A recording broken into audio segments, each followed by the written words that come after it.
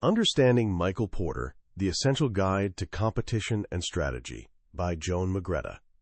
Picture this, 1999, and the hotel industry is about to start a war, but they're not fighting each other, exactly. They're declaring war on something much more basic, the way we sleep. Westin Hotels makes the first move. After a full year of testing mattresses, pillows, and linens, and pouring tens of millions of dollars into the project, they unveil something the world has never seen, a branded bed. They call it the Heavenly Bed.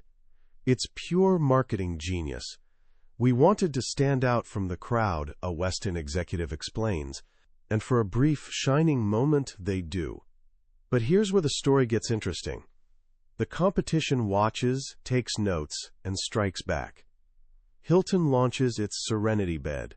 Marriott counters with the Revive collection. Hyatt jumps in. Radisson follows. Crowne Plaza piles on.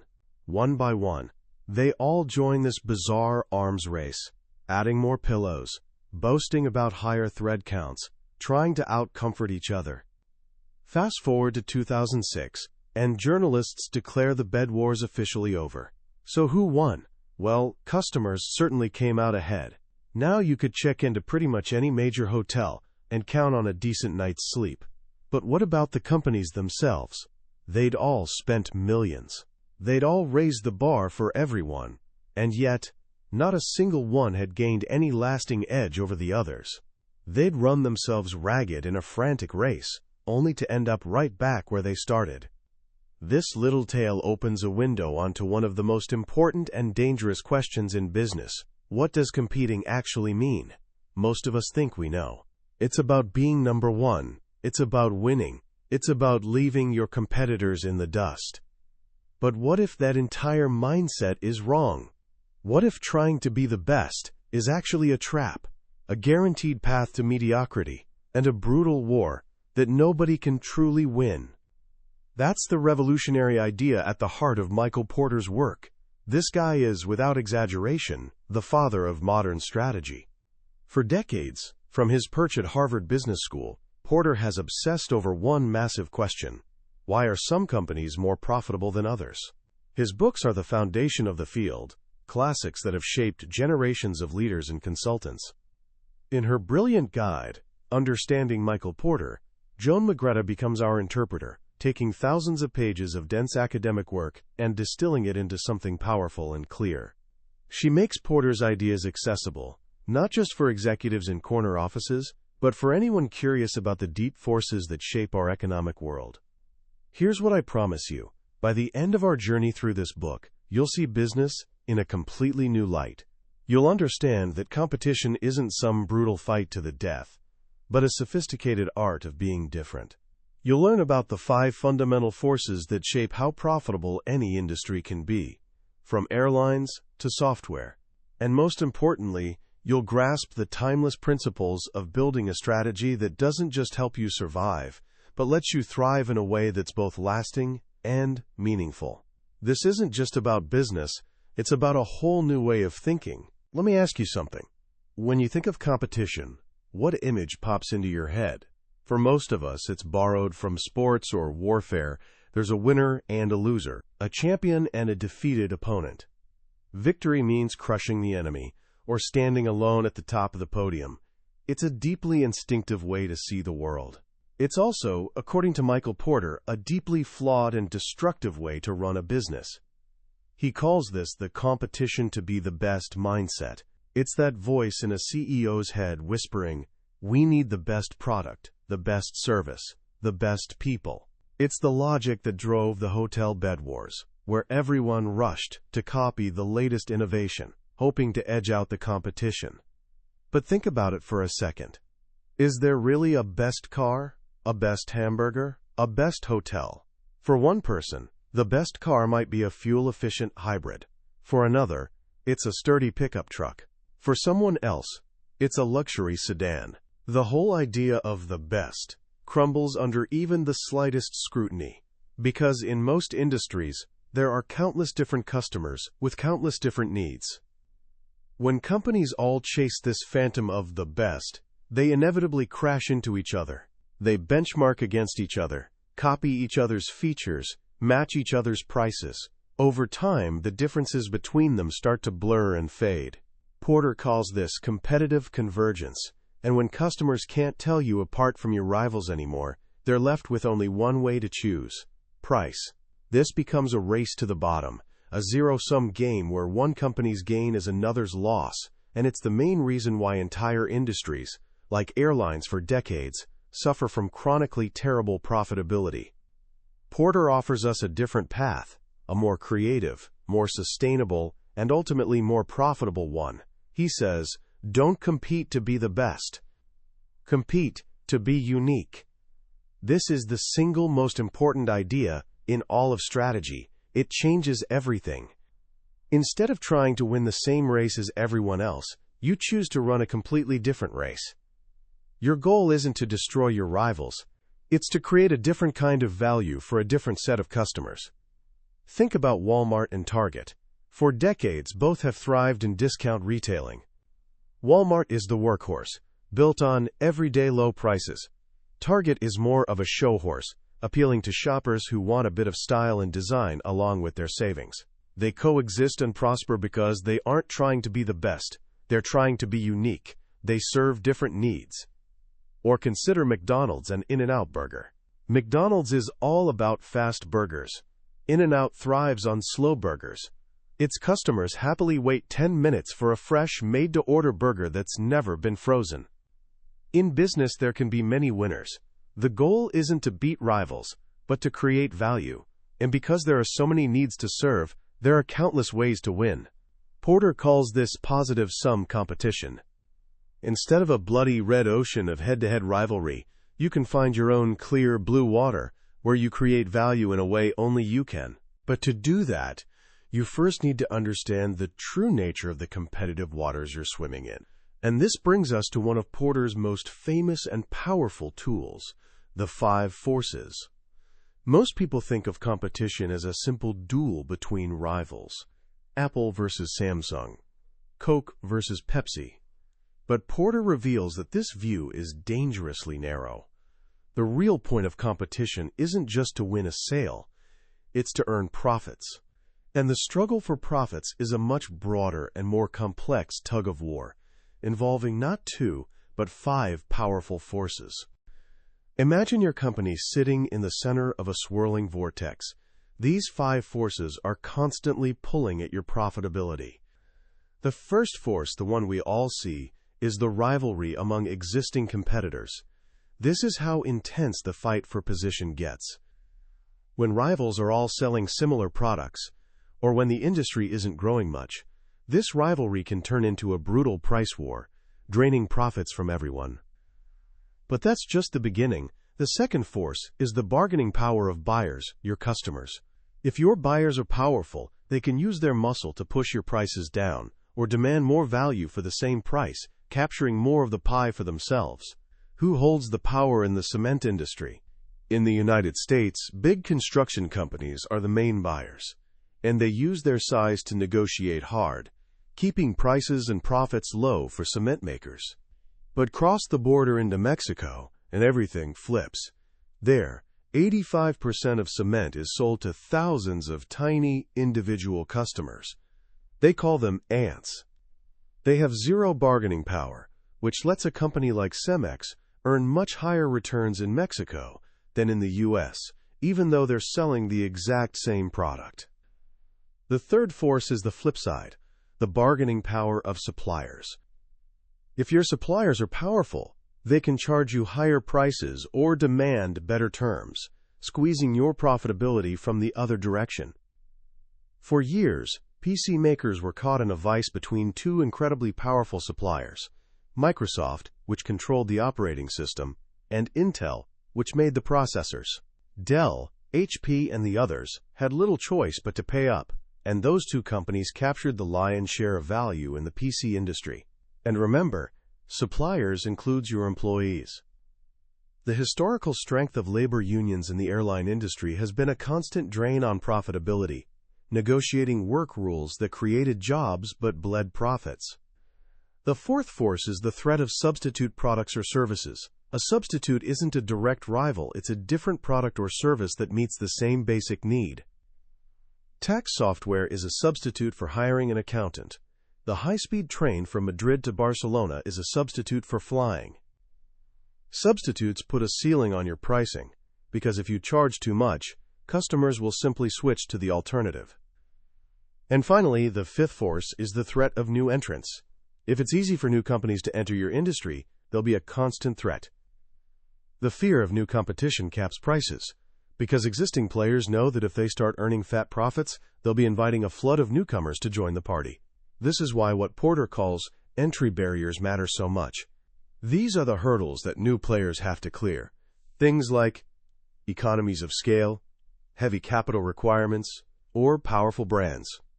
In the specialty coffee business, for example, entry barriers are low. This means a company like Starbucks can never get comfortable. It has to constantly invest in its stores and menu to keep new rivals from jumping in. These five forces, rivalry, buyers, suppliers, substitutes, and new entrants, determine the structure of every industry.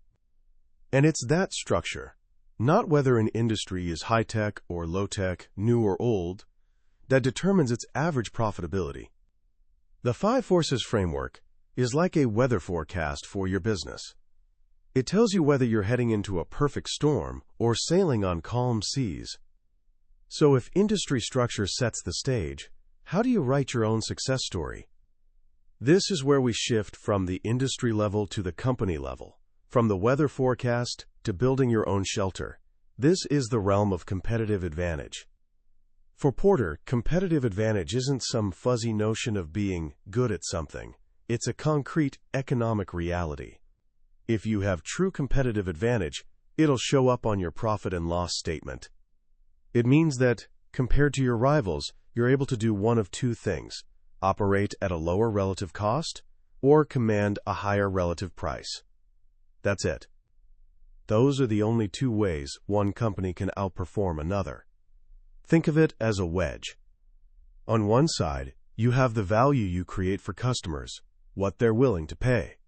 On the other, you have the cost of creating that value.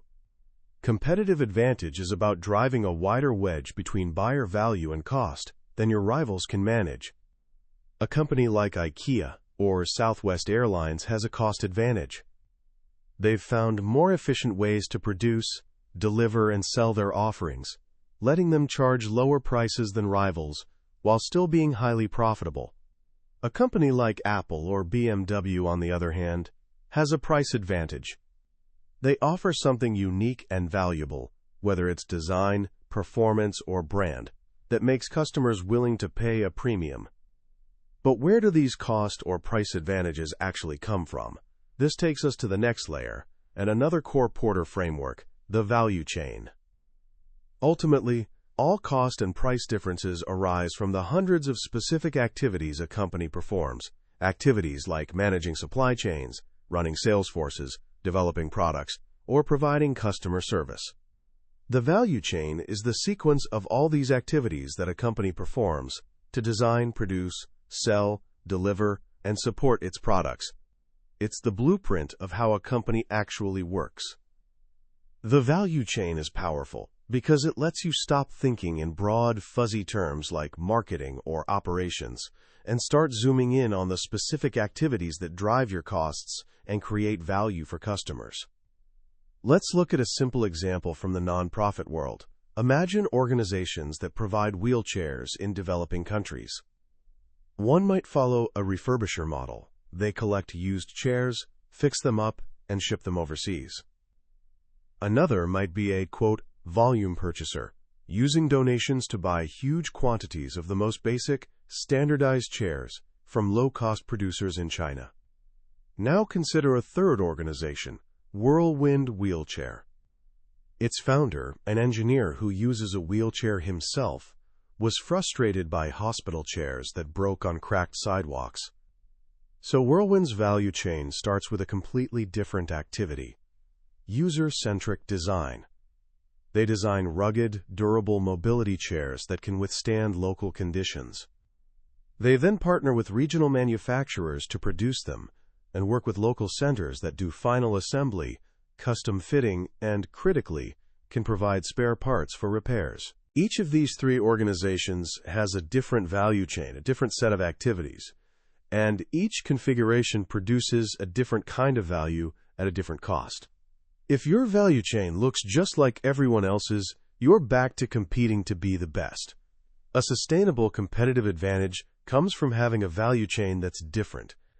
And this brings us to the very heart of strategy. A good strategy isn't just a goal or an ambition.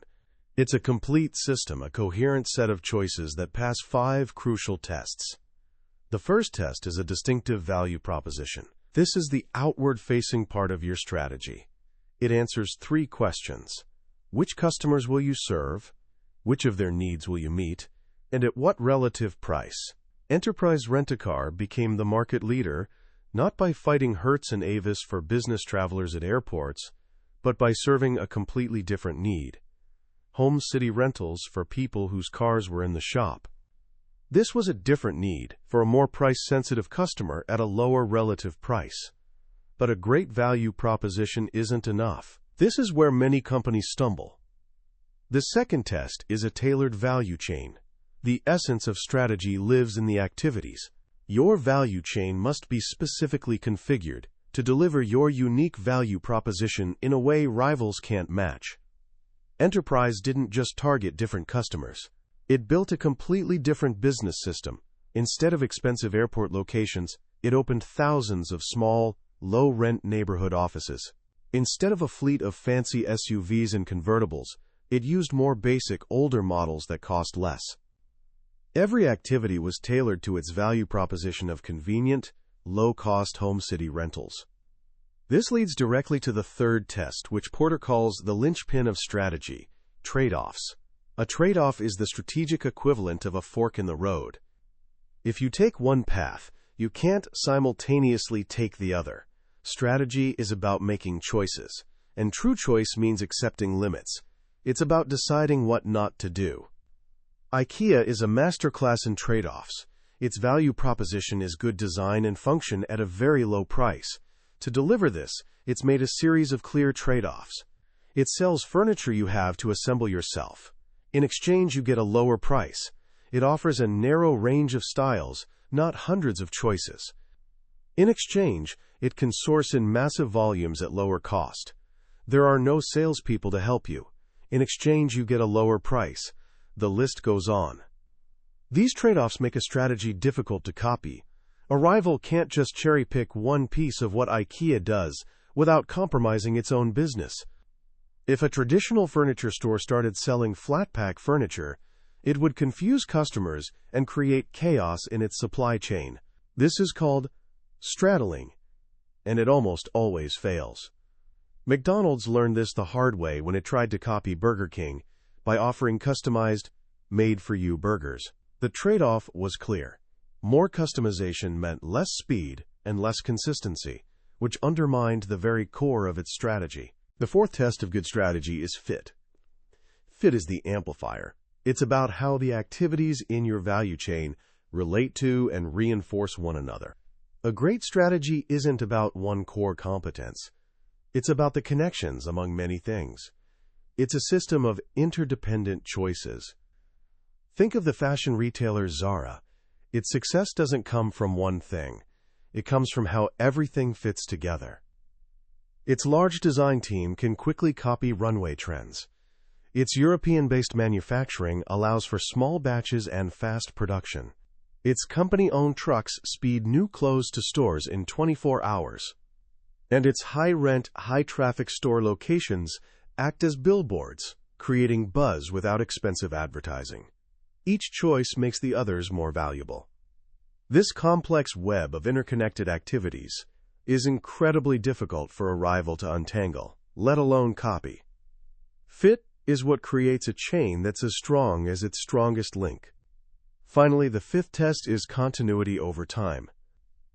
This may be the most counterintuitive idea of all in our modern world, which is obsessed with change, disruption, and constant reinvention. But Porter argues that continuity is what enables strategy. Tailoring, trade-offs, and fit don't happen overnight. It takes years to build a unique set of skills, to align all the activities in your value chain, to build a brand and relationships with suppliers and customers. Southwest Airlines has had the same basic value proposition for over 3 decades: low fares and convenient service. That continuity hasn't made it static. It's enabled the airline to constantly improve and innovate in ways that reinforce its strategy. A stable strategy provides the lens through which you can evaluate change. It helps you decide which new technologies to adopt and which fads to ignore. Paradoxically, continuity of strategy actually improves an organization's ability to adapt and innovate because it gives you a clear sense of who you are and what you stand for. So a great strategy isn't a single brilliant idea. It's a system. It starts with a unique value proposition, delivered through a tailored value chain. It's protected by trade-offs that rivals can't easily copy. It's amplified by the fit among its many activities. And it's deepened and strengthened through continuity over time. This is the path away from the destructive race to be the best, and toward the creative and sustainable world of being unique. As we wrap up our journey through understanding Michael Porter, it's worth pausing to reflect on why these ideas have lasted so long.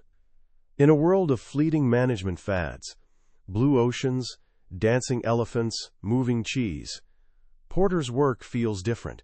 It feels solid, grounded. It's less like a self-help book and more like a physics textbook for business.